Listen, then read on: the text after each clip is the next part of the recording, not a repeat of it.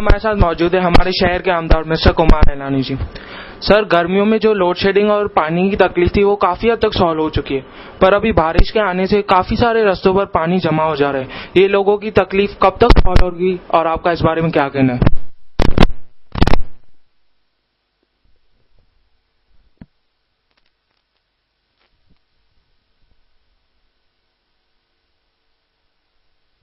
वापस एक और कैंप लगाएंगे डोमिसाइल सर्टिफिकेट की, इनकम सर्टिफिकेट की।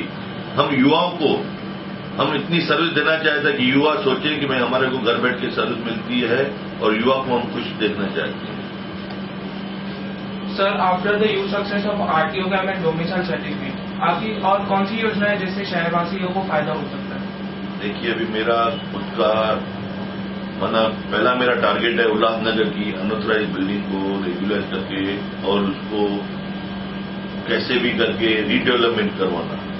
मैंने कल ही हमारे प्रिंसिपल सेक्रेटरी है बेंजामिन साहब, मैं उनसे मिला। उनको मैंने पूरी उल्लासनगर की हिस्ट्री बता के उनको बताया कि डी फार्म हमारे उल्लासनगर में नहीं मिल रहे हैं, रेगुलाइज करने के लिए पेमेंट नहीं ले रहे हैं या उसको हमें रीडेवलपमेंट के लिए। उन्होंने बोला स्पेशली मैं आपके लिए कलेक्टर, कमिश्नर और जितना भी उसकी कंसर्न ऑफिसर होगा मैं उनको बुला के एक मीटिंग आपके साथ में बिठाऊंगा और पूरे उल्लासनगर को मैं जिस तरीके से आपको रीडेवलपमेंट, डी फार्म और उसको रेगुलाइज करना है उसको मैं करवा के दूंगा। और जल्दी मुझे प्रिंसिपल सेक्रेटरी ने कहा है मैं मीटिंग बुला के उनको आपके सामने बिठाऊंगा और मुझे आशा है कि ये काम जरूर जल्द में जल्द हो जाएगा।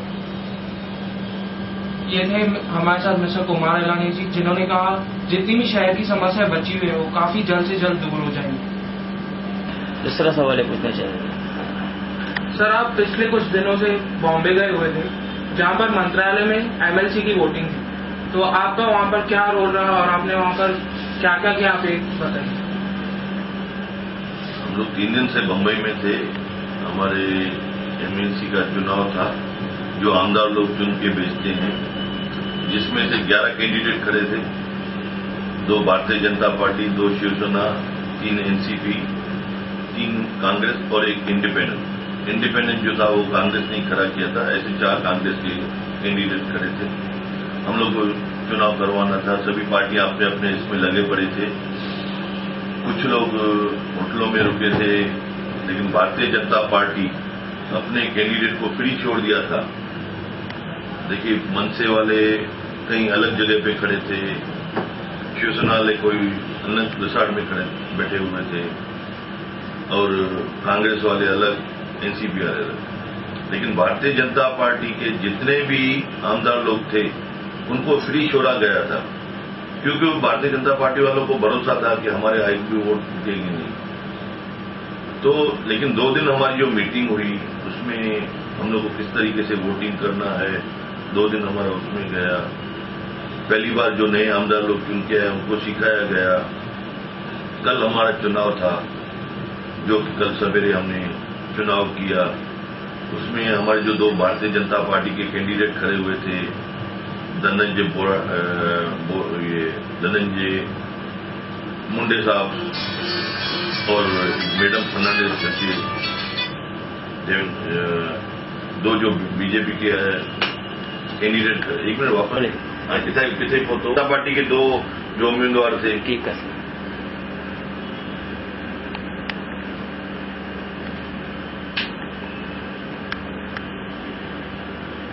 हमारे भारतीय जनता पार्टी के जो दो उम्मीदवार खड़े थे, एक तो धनंजय मुंडे, दूसरा शोभाताई फडणवीस, वो दोनों जीते। उसके अलावा एनसीपी के तीनों जो कैंडिडेट खड़े थे जीते, कांग्रेस के तीनों और अपक्ष जो कांग्रेस के साथ में था वो उन्होंने भी जीता। शिवसेना का 2 में से 1 जीता। जिसको जितने मत थे उस हिसाब से सबके वोटिंग हुई। हमें बहुत खुशी है, जो हमने मेहनत की, भारतीय जनता पार्टी ने जो हमारे ऊपर भरोसा रखा, वो दोनों कैंडिडेट आ गए और हम सफल हो गए। आज ये 10 एमएलसी 6 साल के लिए, जिस तरीके से हर 6 साल के बाद में एमएलसी का चुनाव होता है, उस साल का आज चुनाव कल पूरा हुआ और 10 एमएलसी चुने गए। ऐसा हम मुंबई में जो 3 दिन थे उसका उपयोग हुआ। सर हम आपसे एक लास्ट क्वेश्चन पूछेंगे। उल्लासनगर वासियों के लिए आप क्या संदेश देना चाहेंगे? देखिए, उल्लासनगर वासियों ने जो मुझके ऊपर भरोसा रखा है और जो मुझे आमदार बनाया है, मैं उनके लिए बहुत बड़ा तहे दिल से बहुत बड़ा आभारी हूं। जो उन्होंने मुझ पर उम्मीद रखी है, मैं उससे ज्यादा काम करवा के बताऊंगा। इस शहर का विकास पूरी तरह से होगा। मैं शहरवासियों को वायदा करता हूं, किसी भी न्यूज चैनल पे जो दिखाया जाता है उस पे ध्यान कम देवे। शहर में जो हो रहा है विकास, डेवलपमेंट्स, अभी जितना हो रहा है उससे आपको ज्यादा ही दिखने मिलेगा। टाइम कुछ सिर्फ समय लगेगा। आज मैं आपको वायदा करता हूं कि 2 साल के अंदर हमारा उल्लासनगर कोई अच्छे कारपोरेशन में से एक होगा। हमारा पूरा प्रयास चालू है और टाइम से टाइम आप देखते रहेंगे। मैं शहरवासियों को वायदा करता हूं, धोखा नहीं, ये विश्वास की निशानी है। मैं कुमार एलानी आपको वायदा करता हूं, इस शहर का विकास करके बताऊंगा। जय हिंद, जय महाराष्ट्र, जय झूलेलाल। परमाणे का टेम्पररी परमानेंट क्या मांगते हैं?